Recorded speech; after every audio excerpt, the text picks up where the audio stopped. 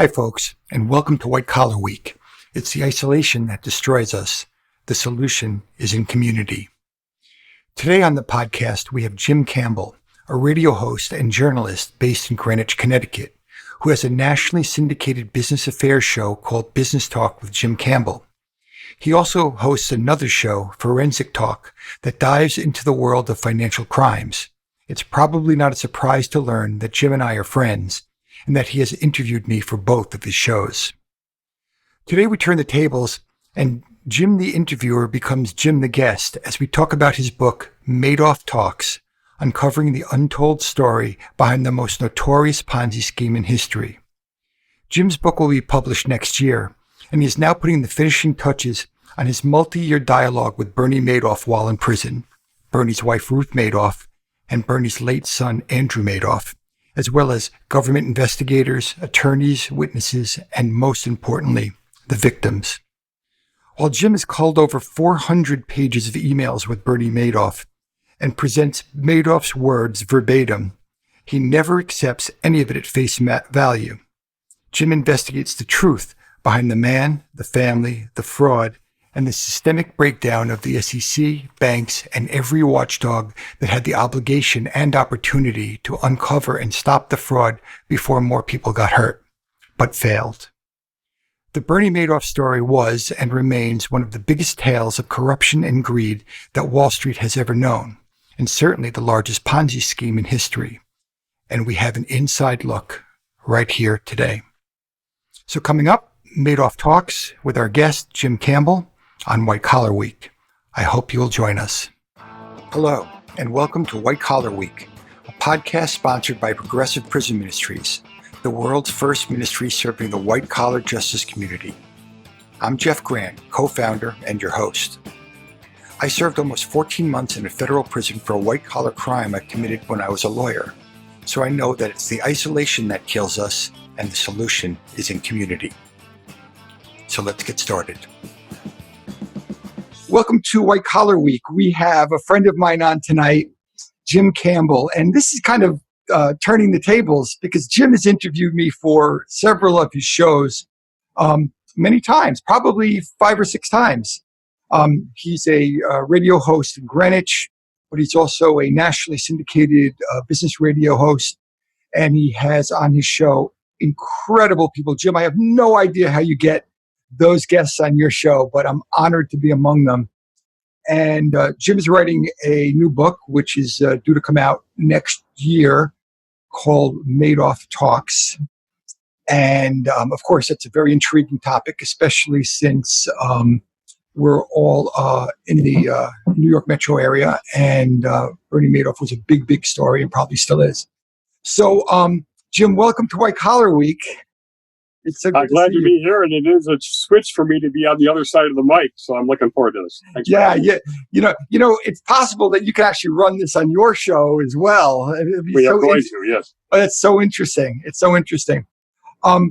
Jim, I think the way we should go here is let's learn a little bit about you, some of your background, where you grew up and how you came into being a journalist, and from there, we can kind of get into what intrigued you enough to devote, obviously, a lot of your life, a big portion of your life, to researching Bernie Madoff. Is that good for you? Yeah, thank you very much. And as I said, I appreciate the opportunity. Madoff Talks, uncovering the truth behind the most notorious Ponzi scheme in history. So we're kind of excited about it. And in fact, writing your first book is a brutal experience, and I am within the finish line is in my sight. Next Friday, August 7th, I will turn in the manuscript. And I had written 150,000 words, which McGraw-Hill felt was 50,000 too many. And so I have been in the process of trying to figure out how to make all those cuts and everything. So it's an interesting process. It's like running a marathon, not how you'd expect the whole thing to go, but it ends up, it's a lot of fun. It took me a lot of years, obviously, because I had to establish the relationship with Madoff. But to go back to me a little bit, it's a it's an interesting thing, how I ended up doing this. And I should say our other show is Forensic Talk, which is also syndicated on some stations. And as I say, often business and crime are interrelated, as you know, actually yourself too. That's how I make my living. That's how I make my living, Jim. Yeah, we've had Jeff on both shows, so that's right. It works out. It works out well. And by the way, I must say that nobody works harder than you, and you know how to build niches, and obviously you know how to turn around your life. So that's all very inspirational too. You should do a autobiography, I guess. It would be fascinating. I think you have written something, right? Yeah, but we'll talk about that next time. Okay. All right. How did I get in this business? Because it is interesting in the sense that I don't know how it happened almost. I went to business school after Tufts at Dartmouth and just intended to work in the business world my whole life. And in fact, I went to IBM right out of Tuck in 1979, where I met my wife at IBM. She's the only thing that I kept out of IBM. In fact, she's still working there even. And I did some other jobs over time, some entrepreneurial, some back into the corporate world. And how this emerged, radio, is that I had a vending business. And I heard, so I would hear going out to see customers talk radio all the time. Yeah. And, I listened to it and I said, there's no show that is more objective, that presents facts, that presents both sides, that isn't ideologically driven. And it just used to kind of drive me nuts. And then I hear there's this thing called the Connecticut School of Broadcasting. Right. And my wife is the one that can make instant decisions. I kind of procrastinate. I told her about it. And I said, maybe I should go to a class sometime. When do you think I should do it? She says, right now. And I did. I went right away to the next class. And timing ended up being perfect because I was the only guy in the class that had any interest in business. And it was the 2008 financial crash. And so I come out of that and, nobody really understood, including me, until I studied it, what actually happened. What were collateralized debt obligations and derivatives and credit default swaps? And how did Wall Street totally implode? And how did all of a sudden the mortgage business collapse and people's houses and people's IRAs? And so I did a show starting off. A lot of the episodes were on various components: Bear Stearns, Citibank, Lehman Brothers, AIG, and the whole crisis. And we went through it over and over in every different angle and everything. And it kind of grew from that. I started coming out of Connecticut School of Broadcasting. I wanted to get some practice somewhere. And it turns out that Yale University has a really tremendous radio station and facilities, and an AM station that is #1 in rhythm and blues in New Haven, a for-profit station. And they allow 2 community members a year to join the station and have a show. And the rest, obviously, are students at Yale. And they let me come on, and that's where I kind of learned my chops. I liked it. They liked me so much that the board allowed me to extend. You're only allowed to stay for like 2 years. And they allowed me to basically extend as long as I wanted to. And then the next step came when, I'm from Greenwich, and the Greenwich station had a need, and Jeff Weber was the station manager then. At the same time, he was the national manager of the Business Talk radio network, which was syndicated over 300 stations at the time. And he brought me to the WGCH, and then he let me syndicate. And so suddenly I somehow got into radio, somehow got into Yale radio station, WIBC, then WGCH, where I ended up becoming assistant news director under Tony Savino. And then business talk with Jim Campbell went on the syndicated route. And I pride myself in people often saying it's the best interview they've had. And that's not a reflection of me. It's a reflection of the fact that I do prep and I read the books. And they're always thrilled when I can ask a question where it's obvious I've read the book. And it allows them, it brings them out. And, if you're on NBC, the Today Show, or CNBC, those guys don't have time to read the books. No, and they've got 5 minutes to do the interviews. So it's like they're one shot to be able to get an in-depth interview, and they enjoy it. I really enjoy it. And, my first big interview, I was the first guy to get an interview with Eliot Spitzer after he was ousted and resigned as the governor of New York. Wow. When that happened, the amount of web internet hits around that scandal at that time was the biggest in the history of the internet. And then, of course, he went radio silent. Yeah. And a guy that had written a book on him, an investigative reporter from Fortune, had been to Princeton with him, and Spitzer cooperated because he was hoping to come back to politics. Yeah, of course. And he said to him afterwards, "You're looking to do this? Jim does long form interviews," and he did the first interview with me. That's he let me. And by the way, a brilliant guy. He would have been the first Jewish president in the U.S. History if he had not imploded. Yeah. And it's kind of a sad story. But, I asked him every question, and he's a combative type A type of guy. Mm-hmm. We were doing the show live then, and I called them because I wanted to make sure I'd get them, It's kind of nerve-wracking live and wait and hope they call. Mm-hmm. Well, I couldn't even dial him before he was calling in saying, "I'm ready. Where are you? I'm ready. Let's go. Let's go." well, he was under a lot of pressure to tell his side of the story, I'm sure. It was a very lopsided, difficult time for him and his family, that's for sure. And let me tell you, his family, his wife and his kids are outstanding people. Yeah, beautiful people. I'll tell you the sad thing about Eliot, and you could relate to this probably because you've been able to do it. If you have that big a fall, you have to humble yourself. You have to say, okay, this is what I got to do to learn. This is what I got to do to change. And you really have to go down almost right to the ground. Exactly. It's like a drug addiction, right? Until you totally give in. And he never really was able to do that. Yeah. It was just too much. So if you notice, his comebacks didn't work. Right. And his marriage fell apart.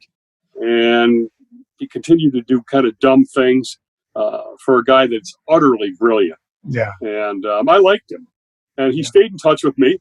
And he'd often respond right away if I, Sure. He did a show. He got a show on, I think, CNN or something, right, with a woman. Yeah. And I thought he was really obnoxious. He was interrupting her. He's just too type A, right? So I would text him during the show and saying, "Eliot, stop it. This is a medium of calm, and you got to be able to have a conversation with her, and not just talk over her and whatever." And he listened sometimes, and most of the time probably didn't. Mm-hmm. Anyway, as you can see, it's all sort of unplanned and everything, because I was a business guy and everything. But I like this. I thought about going into politics a little bit, and my experience in Greenwich, it wasn't good. There was just, to be blunt, a lot of lying to you. Greenwich is a closed system, RTC and DTC. Sure. And I didn't like the whole process, and I feel totally free in radio to do whatever I want, to present whatever I want, and I feel, more unburdened.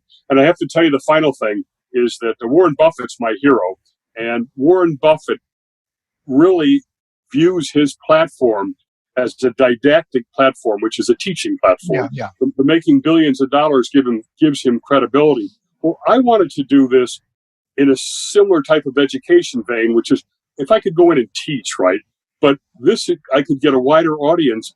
And if people don't understand what was going on in the financial crisis, or don't understand this or that maybe give them a independent and objective and fact-based approach, almost like a teaching thing, but it's got to be entertainment. It's got to be interesting. You got to have guests like yourself that have really compelling stories. So that's a little bit about me. Probably not as exciting as your life, but what the heck. Well, I definitely wanted you to give some background. And what I find interesting is that obviously you're a staple in Greenwich. You're someone who everybody knows in Greenwich.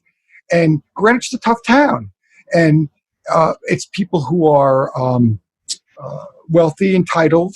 It's probably a little more diverse than people know. Yeah. But there are people who are staunchly Republican and staunchly Democrat, and they could be Republican and liberal. I mean, there's a lot of people who believe in social justice and have liberal values, but it doesn't necessarily align with their politics. And so you and I both lived in Greenwich, you for, I guess, your whole life, really, most of your life. And So our paths crossed, and but Bernie Madoff has Greenwich ties too. I think one of his sons lived in Greenwich. I think.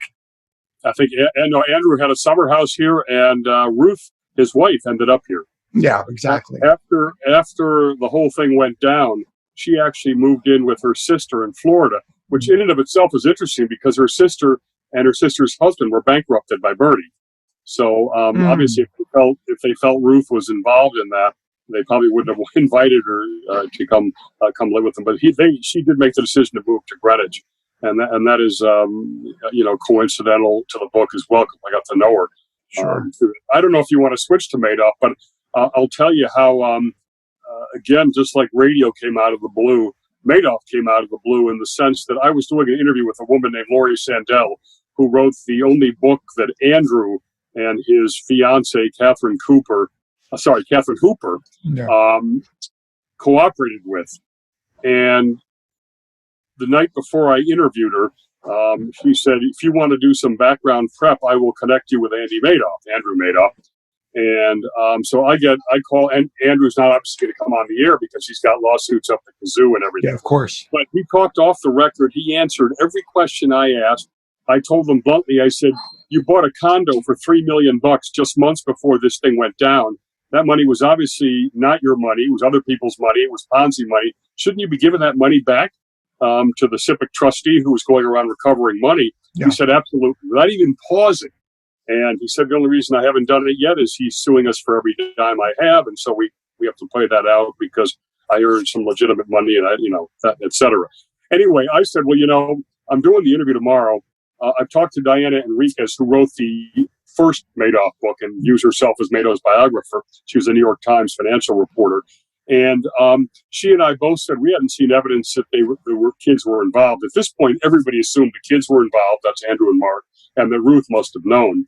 So I told him I haven't seen evidence yet of it, and I'm going to say that on the air tomorrow. And he says, well, I'm going to listen then and see if you're a person of your word. So he actually listened, and then the next day we're talking, and he says, oh, Ruth is moving to Greenwich. My mother's moving to Old Greenwich, to be exact. Yep. And I said, well, I'll take her to lunch because no one's going to even want to talk to her in Old Greenwich, right? At this point in time. He said, okay. So we set up a lunch. It's in December. We go to the beach house on Sound Beach Avenue in Old Greenwich. And very attractive woman, 75 years old, looks great. She arrives in sunglasses, and it's the middle of December. And she doesn't take them off in the restaurant. Yeah. And so she's obviously skittish about being seen, and because her face is obviously at that point very well recognized. Yeah. Anyway, she took the glasses off. She ate a Caesar salad, like she hadn't been fed. I mean, it was just, and I found her to be totally open, totally honest. We had, it felt like instant chemistry. And then we're walking out, and I say, Ruth, can I have a picture of us? She stops, freezes. You're wired, aren't you? And she thought I was a media guy, and had taped the whole interview under the table, and did not allow me to take the picture. Yeah, I had to tell Andrew that I had not done that, and whatever. But anyway, over the course of several years, we had regular lunches, and we got to be very close. And she's the one that introduced me to Bernie, because Andrew wasn't talking to Bernie. And Bernie still loved Andrew and everything. So when Ruth connected me, Ruth was having very little to do with him at that point. But she connected me, and I told him that. What was he? Was he in prison yet? Was he in prison? He was in prison in Butler, North Carolina, right. Medium security prison, and we were connected over this prison email system, which has to be approved by the warden and core links. And Bernie has to accept it, obviously. Yeah. And anyway, Bernie. So I said, Bernie, I'm going to get the truth out of you, or allow you to talk and allow you to explain your side, and then I'm going to vet it, obviously. And but I'm only going to do the truth.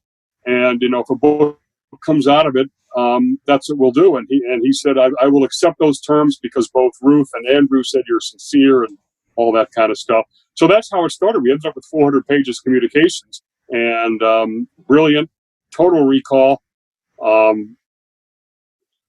charismatic, low key, really kind of an amazing guy. Now, of course, all I got for those 400 pages was his side of the story, his perspective, a lot of detail, a lot of information, or whatever. And then I said, "Well, Bernie, now I'm going to take a time out, and if I can see if anybody's interested in buying the book." And we had trouble selling it initially, and I got a new agent who ended up being able to sell it inside of a week, signed contract, and had other interest from Simon & Schuster, Random House, and McGraw-Hill signed very quickly. But that was by then several years after, and I had to go vet the other side of the story, right? I couldn't print a whole book as if it was the truth.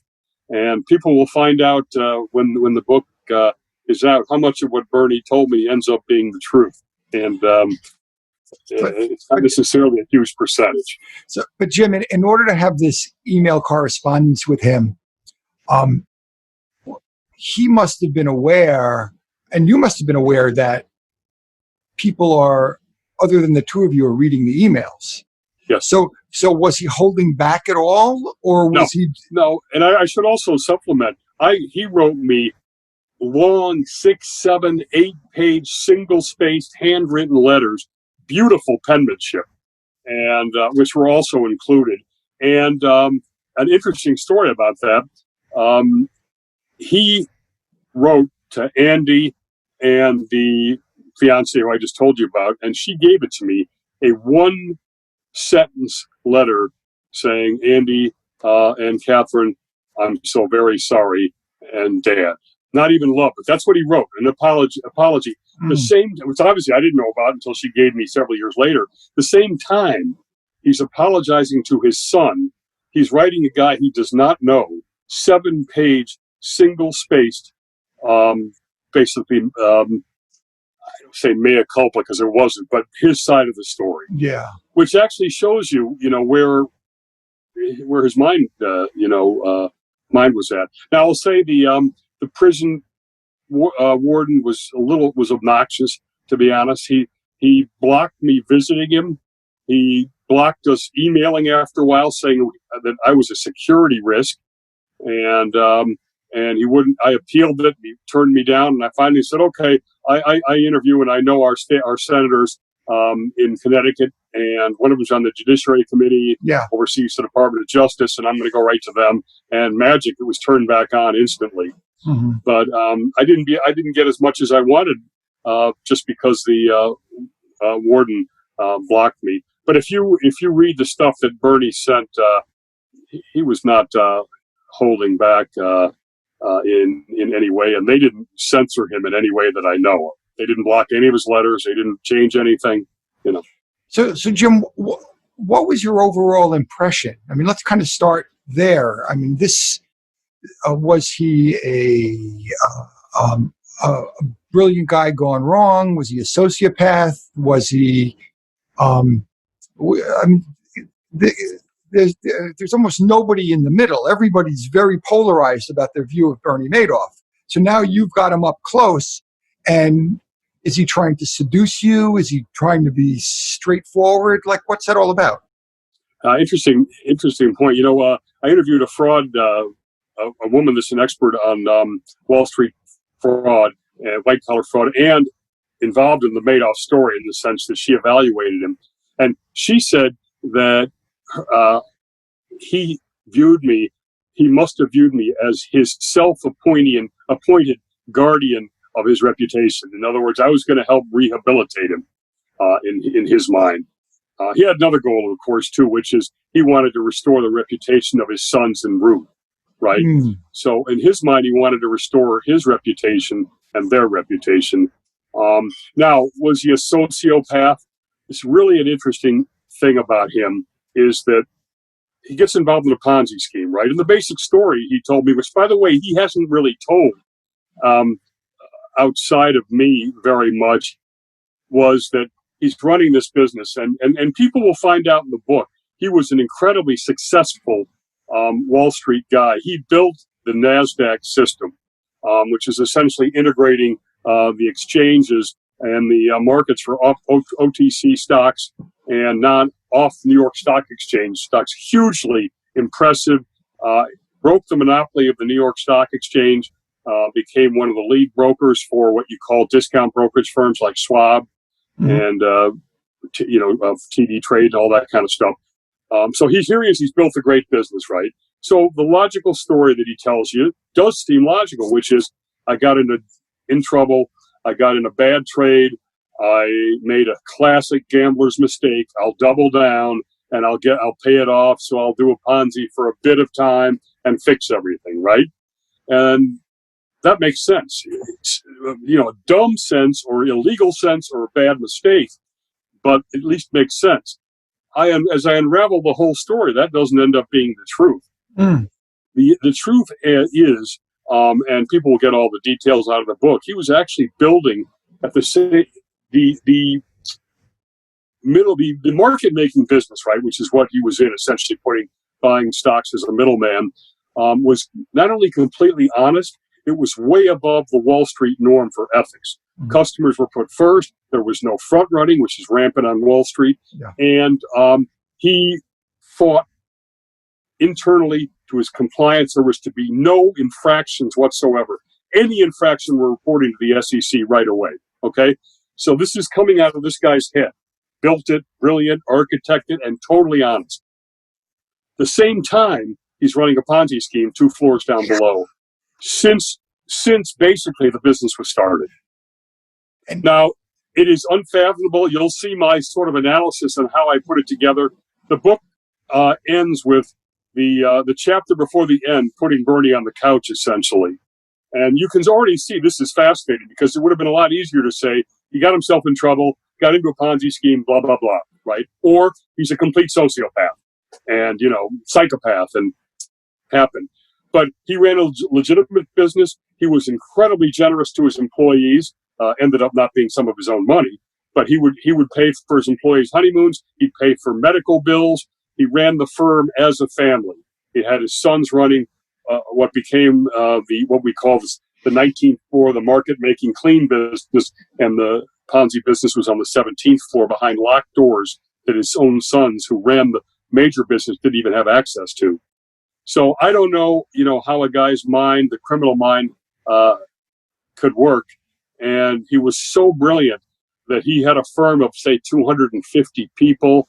He had the guys that were working on the 17th floor that were involved in the Ponzi scheme. There's not a single person in the entire business who knew he was running a Ponzi scheme.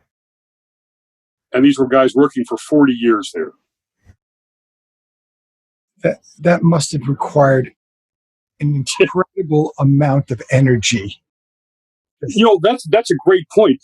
I would talk to the forensic guys. The detectives came in and unraveled the whole thing, right, which is really cool. There's a whole section on how they reverse engineered Madoff's brain, as I call it. And we would both sit around and say, Jesus, this guy's so brilliant. He could have been Bill Gates. And he was, in a sense, Bill Gates on Wall Street. The extent, the cover-up, the details, every angle covered, no stone left unturned. It's exhausting digesting what he did. And you ask yourself why. Let me tell you another thing. His business at peak was in demand. The Wall Street firms were buying the market making and the specialist firms. And his firm was potentially worth $3 billion, right? Excluding the Ponzi scheme. $3 billion. But he couldn't sell it because the Ponzi scheme was part of the same legal structure, right? Yeah. So due diligence would have unraveled that as opposed to if it was in a special or separate subsidiary. So he ran a business worth $3 billion that he couldn't realize the value of because he was cheating in part of it that he didn't need to be cheating at. So he was stuck. I mean, once it's that entangled, there's no elegant way out. And I guess it's somewhere in his mind. He thought that the only thing he could do was make it bigger. Because he couldn't figure out how to make it smaller and get out.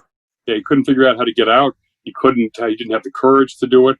And I'll just throw one more psychological thing at you that's mind-boggling. A guy who runs a Ponzi scheme is putting all the money in his own pocket. He had his big four investors, as he called them, and I come to call them in the book. One of them he made 7 times richer than himself. Now, try to fathom that. He ran the Ponzi scheme. He took on all the illegalities, and he made somebody else 7 times more than he made, and that number is $7 billion. Is that the guy who lived in Florida and he passed away and they disgorged? Yeah, it's the guy who drowned in a swimming pool. A guy named Jeffrey Pickhauer. Jeffrey, right, exactly. And they disgorged the money. Real sleazebag.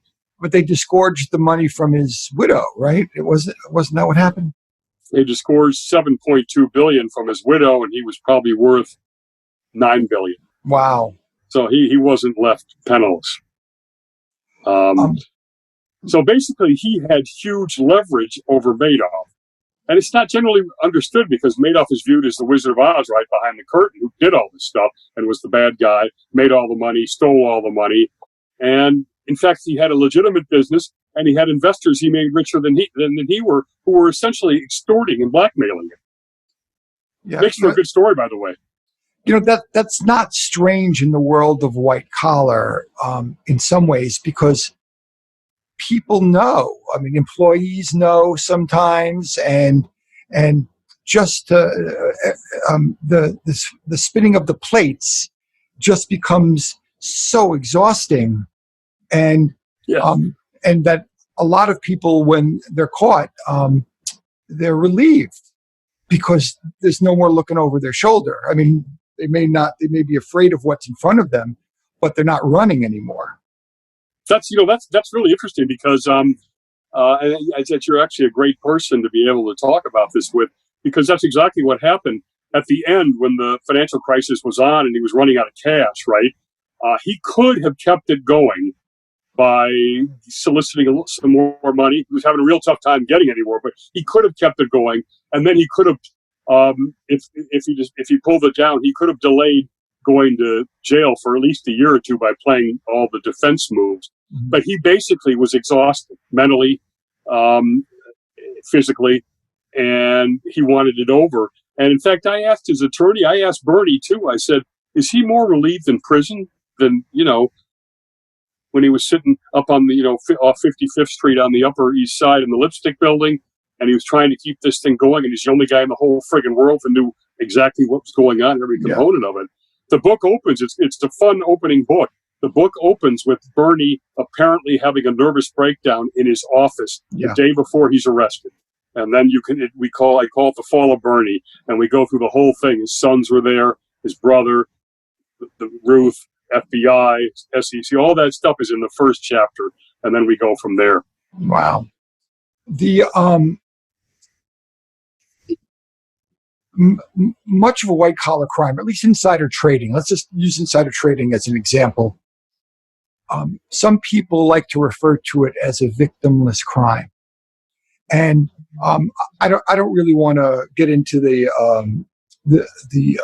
philosophy of what is or isn't a victimless crime.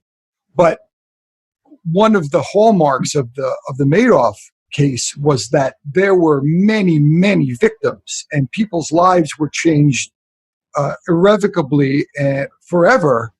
And some of them in Greenwich, and some of them all over the world, and some of them were philanthropies and Jewish philanthropies. He had cult-like status or within the Jewish community.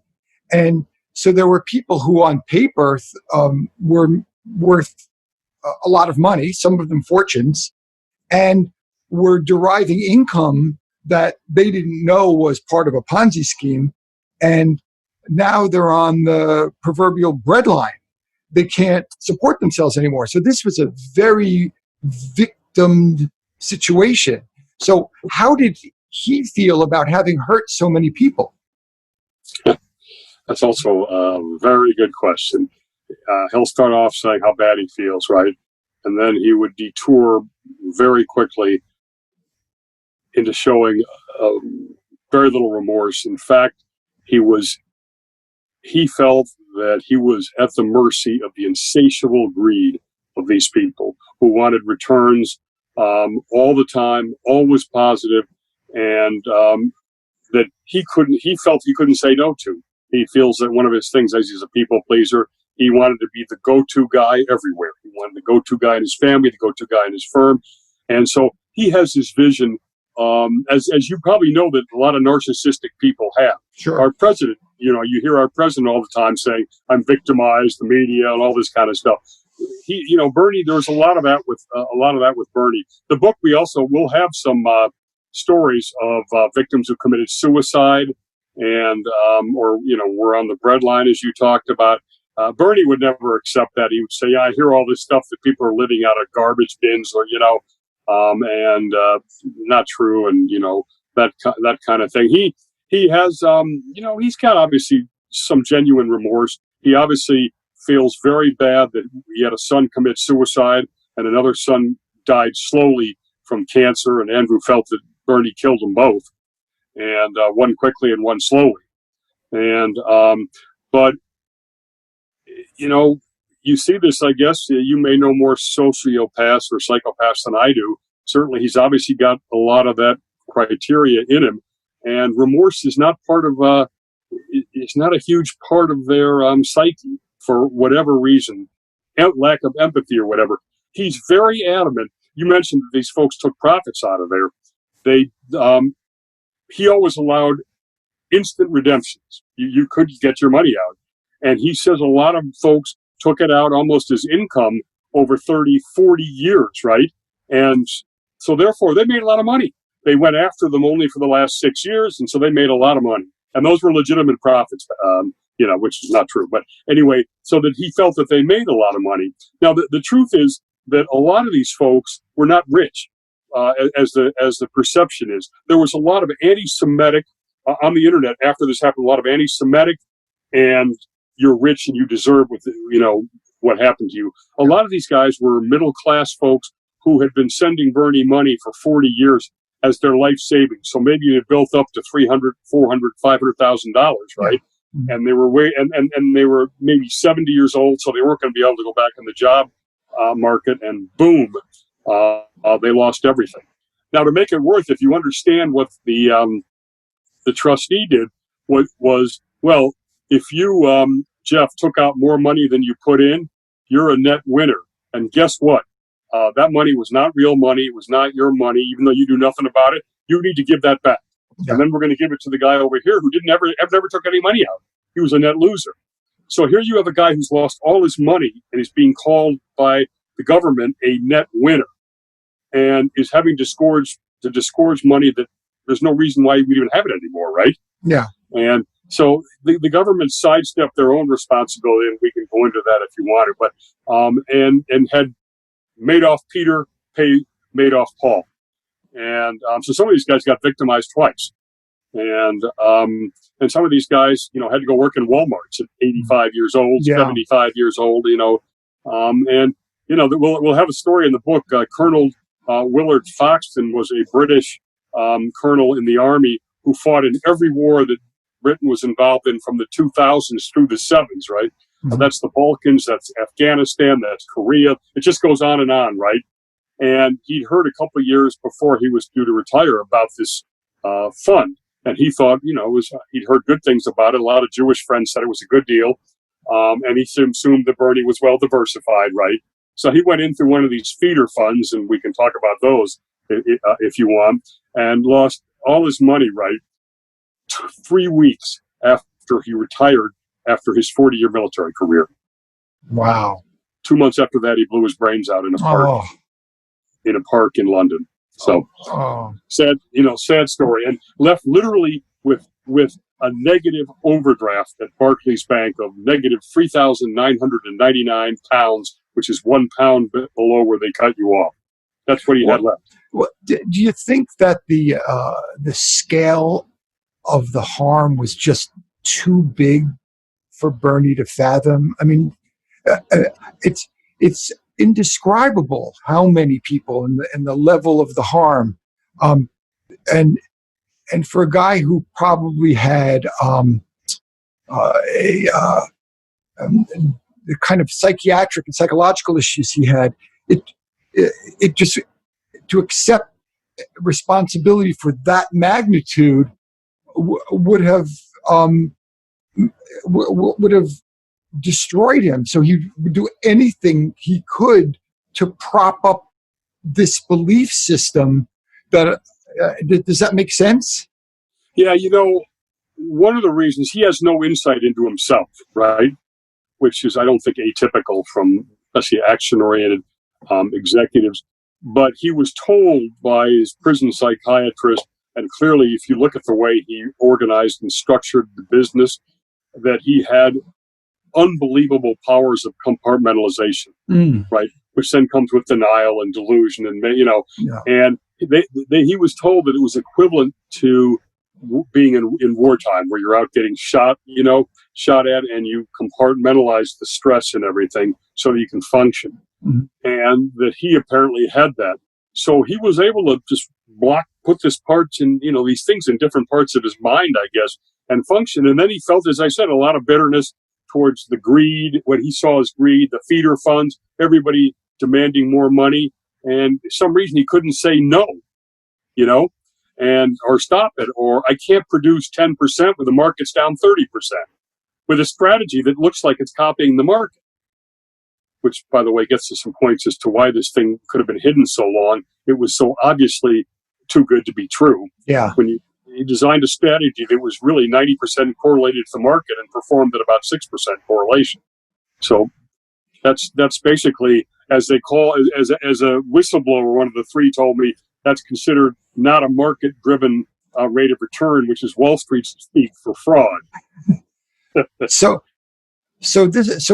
this is a guy who sold these incredible, perhaps unbelievable returns to a lot of average people and a lot of non-average people, and through feeder funds and also directly. And then he resented them for the returns that he himself promised. Yes. And by the way, this is another thing that, why would you do this? If you came into his shop, he would say, okay, Jeff, you're going to make 11%. He would put it on the portfolio thing, and it was your benchmark. And this is before January 1st. And by December 31st, by magic, Jeff has made 11%. And you wonder who would ever do that, and why would you ever believe that? By the way, another part of his strategy that was smart, as you were talking about these unbelievable returns, actually, in the final years, he wasn't delivering much more than the general overall market average of 9%. This is the time hedge funds were making 30, 25, so it didn't look outrageous. What was outrageous was the smoothness. You can't, there was never a down period. You know what a Wall Street stock graph looks like, right? Yeah. His was a straight line from the bottom, 45 degrees angle right up to the top. No one has ever seen a performance of a fund that looks like that. A straight line, straight up, 45 degrees, same every year. So it's really attractive to people who can't absorb risk. They view it as risk-free, as opposed to putting money into hedge funds or something else where you're going to ride the volatility.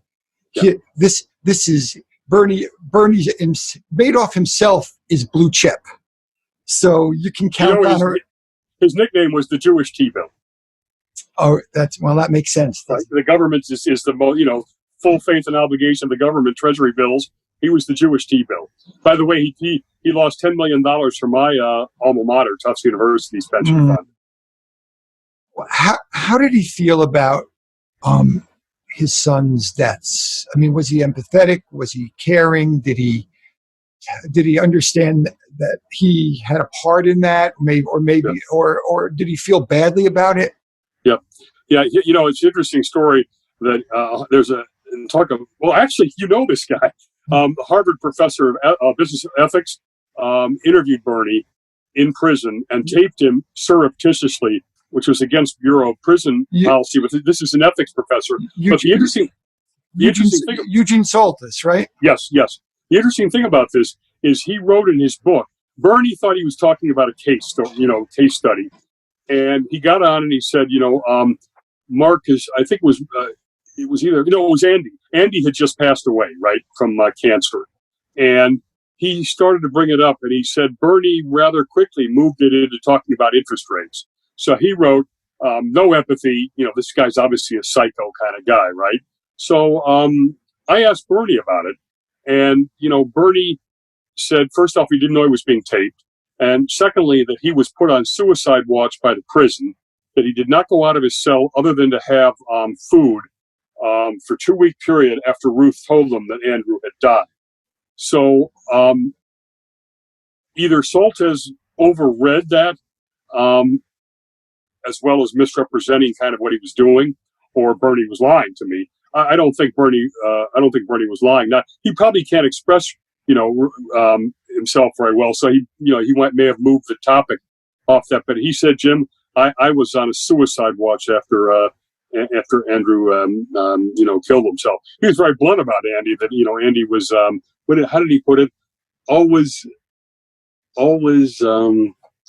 opinionated, seldom right kind of thing, and he'd say, no, Jim, I'm just, he was, by the way, Andrew Madoff is really the person that opened the whole family up to me. So I owe him a lot of credit for that. I found him to be a person of high character. Mm-hmm. When he was dying, he was under all these different kind of experimental things, and he was he had a select group of blog people that he was sending pictures of himself wired up and everything, and giving sort of a state of the dress. He let me be in on that blog, so I was kind of watching the end of his life. And you and I communicated after Soltesz wrote that book, and I had some specific problems with that book and made them known. In fact, I challenged him to a debate. Do you remember that? I told him about that. He turned it down. Yeah, but what I certainly didn't approve of the methodology he used and the process he used, and you and I both know some other people who were mentioned in that book who Dennis Kozlowski also had problems with that. He's the Tycho guy for people that don't realize it went down. And but mostly what I objected to in that book, it was called Why They Do It, right? Inside the mind of the white collar criminal, is that he interviewed probably 20 or 30 people and then conflated them all and kind of put it together as if he had he had solved the mystery of why the white collar criminal does what he does or she does. And we know that these are human stories. These are very complex situations, and probably categorically you could divide them up into areas. But I've come to know hundreds and hundreds, and many of whom have been through our ministry, and not one of them approximated the kind of lack of empathy, lack of caring that Soltesz talked about in his book. In fact, almost to a one, people are ashamed and embarrassed and sad about their predicaments and willing to explore the depths of what happened to them. And I've never met Bernie Madoff. I've never communicated with him other than through you on that one issue. Right. But to have to be accused of lack of reflection or lack of empathy at your own son's death, and to have not disclosed that you were going to put that in a book is, right, to me, just the worst thing you could do. By a professor of ethics. That's what cracked me up. By a professor of ethics. That's right. And so, and look, he may have read it. This interview is not about him, but it's certainly a touch point between us. And let me tell you something. They had a very loving family. The boys, Ruth, Bernie, and they were all worked in the firm as well too. And the boys worshipped him. Mm. They thought he walked on water. The employees worshipped him. As I told you before, he ran it like a family and everything. So, Bernie's not one-dimensional caricature of a villain that you can say is a pure psychopath or whatever. obviously he's got all that stuff mixed in there, but it's not black and white. And you should not, he would have shown more integrity, the professor, if he'd said, maybe Bernie is unable to express himself, and that's why he switched to the interest rate discussion, or put it in a more objective framework than misleading Bernie and then using it as a great example of what a psychopath this guy is. Yeah. Let's jump to your actual title of the book, Madoff Talks. What's the subtitle? The Uncovering the Truth Behind the Most Notorious Ponzi Scheme in History. But so, do you have verbatim text from Bernie? Are you showing what he actually wrote to you and what? Yep. I'm going to have. It is chock full of Bernie's exact words and quotes. And frankly, my interest was that nobody has looked at this. First of all, Bernie hasn't talked, okay, which obviously is new. Secondly, nobody has put the whole architecture together, because while the Ponzi scheme was one man, the failure of the system, and I'm talking about the SEC, I'm talking about Wall Street, I'm talking about SIPC, I'm talking about the feeder funds, all of that stuff failed. And that architecture hasn't been shown, put together, which is, here's Bernie, here's his big four that were extorting him, and here's how the system failed. And McGraw-Hill's interest, obviously, is that Bernie's never really spoken. So, they want it full of as much Bernie as you can. Sure. But I have built it so that the whole story is there, because you're going to find the SEC failed badly. You're going to find SIPC failed badly. You're going to find the feeder fund guy should be in jail. You're going to find his bank, J.P. Morgan Chase, failed. You're going to find the big four extorted him and didn't go to jail. You're going to hear about money laundering in Europe. There's a lot of this story that is beyond Bernie, too. It's interesting that I went to prison for SBA loan fraud. And now, in the last 4 or 5 months, we're in an environment where people can understand big system failure. Yeah. And it doesn't mean that they didn't have their motives weren't right, because I'm sure for the most part it was. But anything that large and that complex, and if it's not designed to be more thorough than expedient, it's designed for speed. Right. And so I've talked about this on other podcasts, and I certainly talked about it with you. It's very difficult. It was very difficult for years for me to express my contrition and to take responsibility, but also provide the framework of how the government was moving a lot of money out post 9/11, and I certainly took advantage of that. But I need to be able to tell the story of how that happened and still accept absolute responsibility for my behavior. That's well put. Right. And so I did what I did. But for 19 years, Jim, there was no way for me to describe anything that could even approximate the situation, except now we have a situation that's so much larger than that. Right. And people can understand. And so I think, as far as I know, I'm the only one who's out there who's actually written articles saying I went to prison for SBA loan fraud, and has an organization that helps people through it. So people are reaching out to me. But the situation wasn't that different with the SEC, and it wasn't that different with large banks. It was this big construct, and they weren't looking to find the problems. What they were looking was for success. Does that make sense? Is that right? Yeah, no. And by the way, what you're saying is what we're seeing right now is it's already coming out that the situation now with the PPP loans and stuff is very ripe for fraud. And people under pressure, as you've talked about, families or whatever, there's a lot of misuse of that. There's a lot of fraud. There's a lot of firms that shouldn't be getting those loans that are getting their loans. With Madoff, the SEC actually failed 5 separate investigations, right? Now, think about it.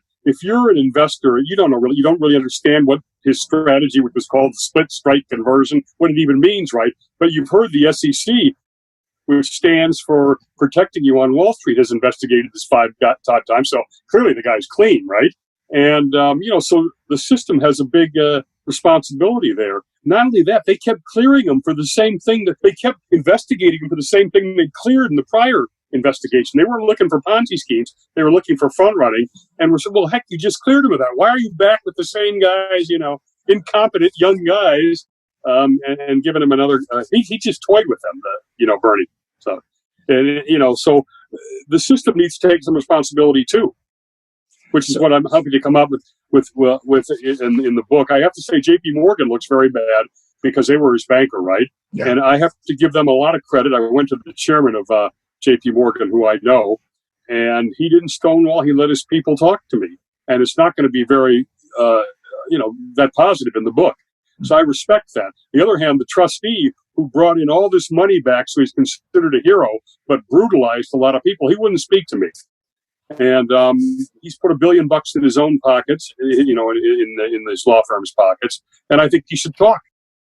Well, we could probably have, each of us could probably have a show on trusteeship and receivership. It's a fascinating story. So when's the last time that you communicated with Bernie Madoff? Oh, by the way, before you answer that, what I'm finding fascinating in this conversation is that we use the terms Bernie and Madoff because this is so iconic that if you say Bernie, everybody knows what you're talking about, and if you say Madoff, everybody knows what you're talking about, and so we have a lot of one-name celebrities, right? Cher, Sting. This guy's got two. It's funny you say that because Bernie was bringing in all this feeder fund money in Europe as well. And all the banks had these streams in, and they all thought they had exclusives with Bernie. And then the whistleblowers are going around to each bank, and they're saying, well, we have this wizard. And they go, Bernie. Oh, yeah, Bernie. How'd you know it was Bernie? And then they go to the next bank, and Bernie.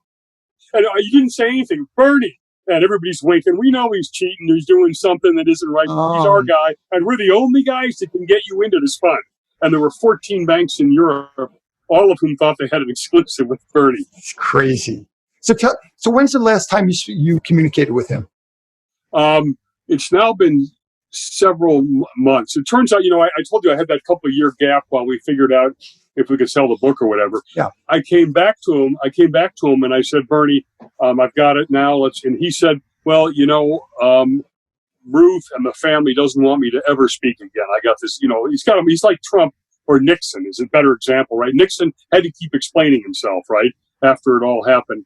And they wanted him to shut up. So he really wasn't speaking anymore, right? But as a favor to me, he was going to, continue to talk a little bit, and I was going to come down and visit him and everything. And just kind of no more real scoop stuff, but just, keep the lines open. The prison vetoed it.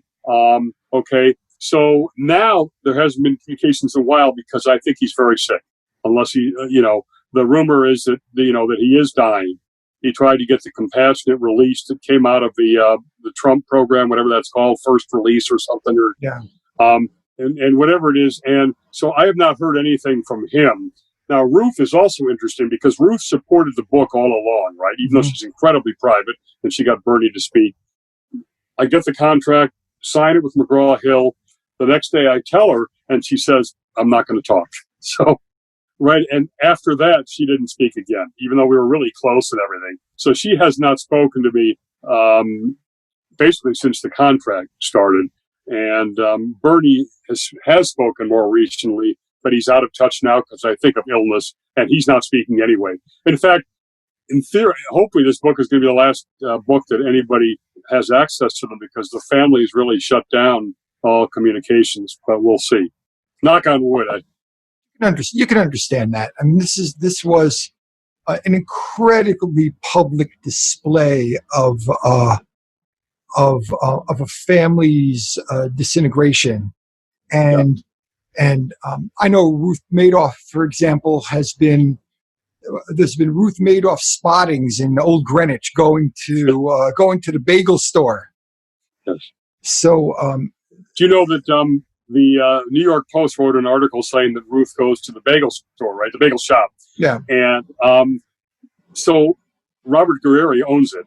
Started getting letters for Ruth at the bagel shop. The people don't know how to reach her or anything. yeah. So he told me he actually gives her the letters if you want to write the bagel shop in Old Greenwich, it'll get to Ruth eventually. Yeah. So we can give Upper Crust Bagels a plug right here on the podcast.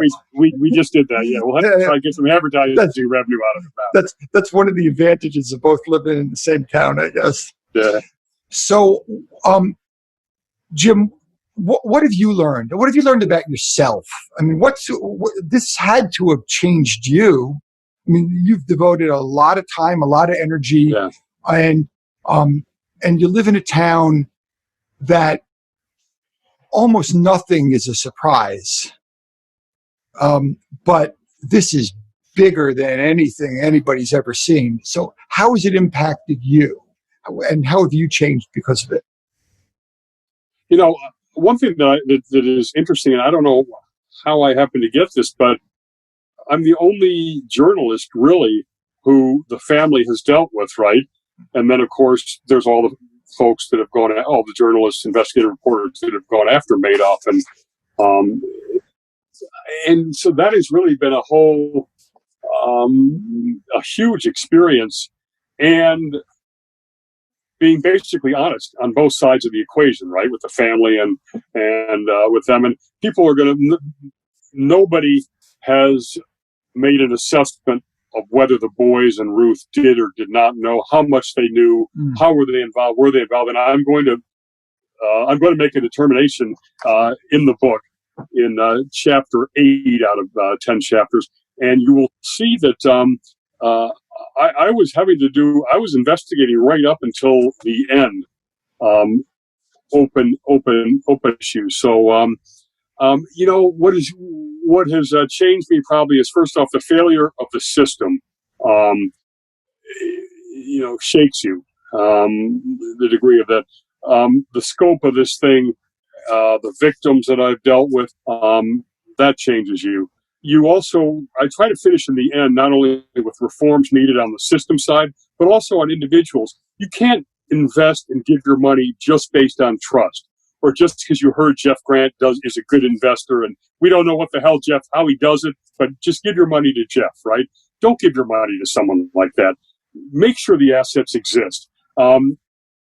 Diversify. Don't put all your eggs in one basket. Everybody put their eggs in one basket, right? Simplify. Don't invest in anything that you don't understand. Don't invest in anything where they tell you it's guaranteed, especially if it's a market-driven product, right? It can't, by definition, it can't be guaranteed.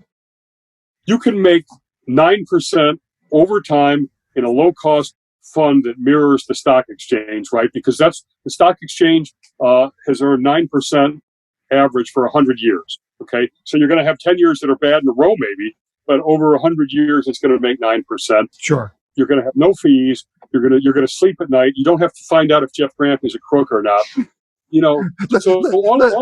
Let's use a different name, Jim. You'll probably have guys calling you tomorrow to give you their money. So Bernie. I mean, literally, people were literally saying, "I don't know what he's doing. I don't know how he does it. Everybody tells me it's good. It's good." And then you had guys that said, "I know he's cheating. I know he's doing front." They didn't know what he was doing. I know it's front running or it's something along those lines, and I don't want to know. Sure. And affinity fraud is a huge deal, which is what this was. It was targeted at the Jewish community, his network, charities, universities, people from rather unsophisticated, non-wealthy, right up until hedge funds, etc. Now, I learned also that to get a project like this done is a pretty big deal. As I said, it was 150,000 words. I started off having no idea what I'm doing. Then I was floundered. Then I sort of figured out that I did feel comfortable. I had the whole story, that I understood it, but I had to translate it. Then I had to fight the publisher because I had this vision that we needed to have the whole story, not just Bernie's quotes, right? Particularly because Bernie doesn't tell the truth a whole lot of the time. Right. But I know that was the sex appeal to them. But to me, the story is how the system let folks down, how you need to take care of your own independent judgment responsibility before you depend on the system.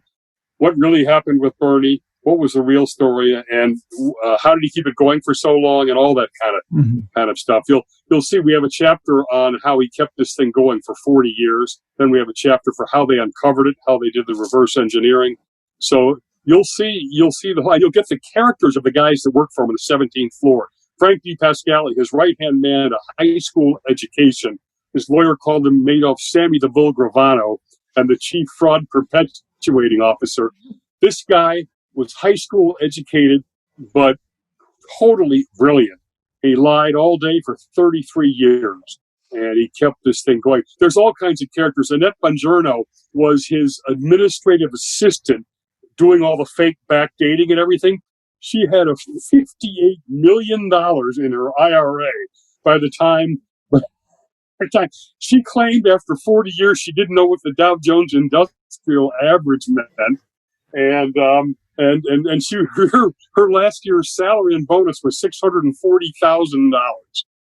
So the story, it's just the cast of characters. It's a fascinating tale, and of course Bernie Madoff is just an unbelievable human being. Now we laughing now, incredibly tragic. His family disintegrated, suicides.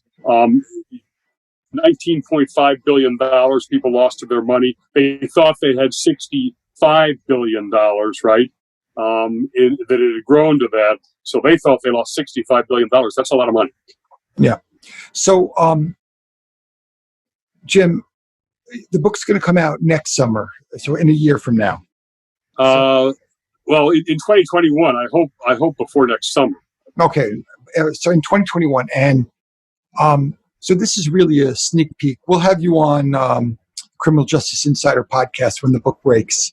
So we'll be able to get it. Thank you very much. Up to date. But let's assume that Bernie Madoff survives long enough in prison, because he's apparently, according to his lawyers at least, he's. They said he only has 18 months left to live. Right.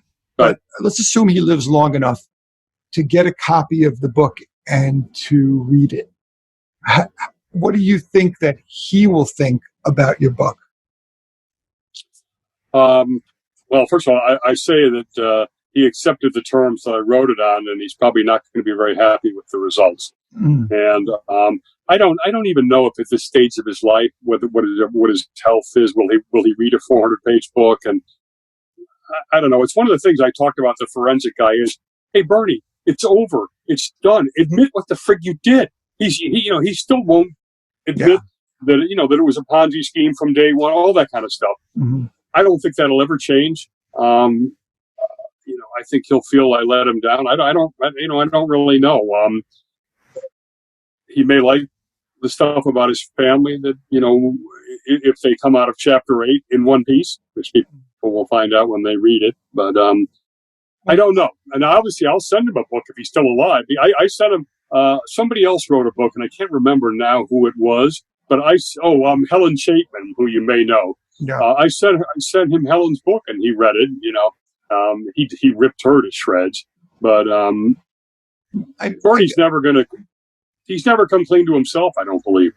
I think people would be comforted and would be attracted to your book knowing that he might not like it. That you strive to tell the truth. And people will find that out. People will find. Trust me, there's going to be no. It's not. There's no apologia. For Madoff, and the fact that it's Madoff Talks, it's going to come out pretty. I personally, when I was doing it, I thought he was going to come out better, right? Because I was hearing all of his side, and he was admitting the criminal stuff, but all this other stuff he was telling me. Unfortunately, it didn't hang together, so he's not going to come out well because of that. And I really appreciated that. For instance, the victims knew I was talking to him, right? Yeah. And obviously, and none of them had any problem because they knew me by then that I'm going to call it straight. I wasn't going to stick up for Madoff. Now, to be honest, I wouldn't really, Madoff Talks is what I named the book, right? But that was when I started with Madoff, right? By the time I'd learned the whole story and all the systemic stuff, I really honestly wouldn't use that title because I think it does give what you say. But, McGraw-Hill, that's what they want. So yeah, they're the boss. I've been involved in that so often. I get asked to speak, and then I say, "What's the topic?" And they say, "Well, we just want the blood and guts." Yeah, and I said, "Yeah, well, I'm home 13 years from prison. I've done all this great stuff." And they go, "Yeah, we don't really want to know that. We want the blood and guts." See, they're going to find out, which they don't really know yet. My editor is, when they hear you're going to write about the SEC's failure, who cares about it? That's boring stuff. They're going to find that story unbelievable. The incompetence, it's just the story that is awesome. They'll find J.P. Morgan. They'll find the feeder fund stuff. They're going to find all that stuff almost beyond belief. So I think they'll be interested. Now, one thing that's going to be interesting is that my mind can kind of absorb that.